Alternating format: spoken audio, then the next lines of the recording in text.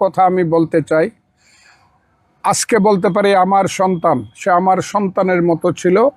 সে একজন হতভাগা রাজনৈতিক কর্মী, নেতা, মিঠামইন উপজেলা বিএনপির সভাপতি ছিল। জীবন যৌবন সব কিছু রাজনীতির জন্য গিয়ে দিয়েছে।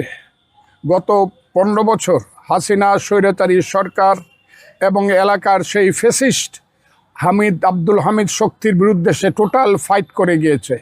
একদিনের জন্য মাথা নত করে নাই। সেই জাহাঙ্গীর, যে জাহাঙ্গীর অনেকেই চলে গিয়েছিল, কিন্তু মিঠামইন সদরে থেকেও সে মাথা উঁচু করে শহীদ জিয়ার রাজনীতি, তারিক জিয়ার নেতৃত্ব, খালেদা জিয়ার নেতৃত্বকে মেনে রাজনীতি করেছে।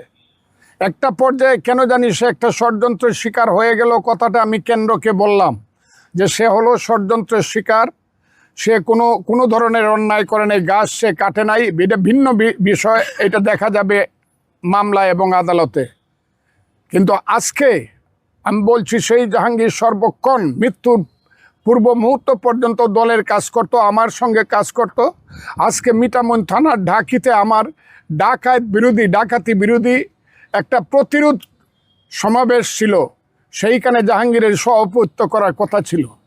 সেই অবস্থায় আমিও আজকে মিঠামইনেই যাওয়ার কথা ছিল, ঢাকিতে, কিন্তু আল্লাহ তাকে নিয়ে গেছে ষড়যন্ত্র করে। আমি ভাবতেই পারি না, এটা আমার ভাবনার অধিক, যে কিভাবে হাওর অঞ্চলের মতো একটা শান্ত এলাকাতে, একটা নির্জন নিভৃত এলাকায়, যে হাওর অঞ্চলকে বলা হয় শান্তির নীড়, সেইখানে ঢাকা থেকে এসে একদল লোক তাকে কিভাবে হত্যা করলো।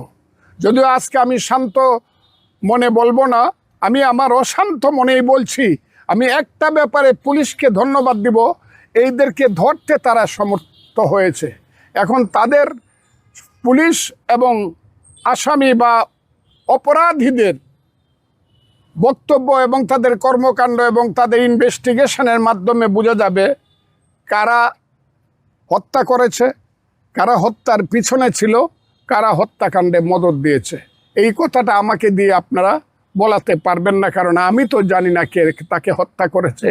আমি বলবো নিরপেক্ষ তদন্ত হোক, নিরপেক্ষ তদন্তের মাধ্যমে বেরিয়ে আসুক জাহাঙ্গীরের হত্যাকাণ্ডের পিছনে কারা। তবে একটা কথা আমি বলতে চাই আপনাকে, যত রাষ্ট্রপতি বলেন, ভগ্নিপতি বলেন, অমুক তমুক যাই বলেন, জাহাঙ্গীরের মতো একটা ছেলে মিঠামইনে আর জন্মগ্রহণ করবে বলে আমার মনে হয় না। তার মতো একটা সাহসী ছেলে।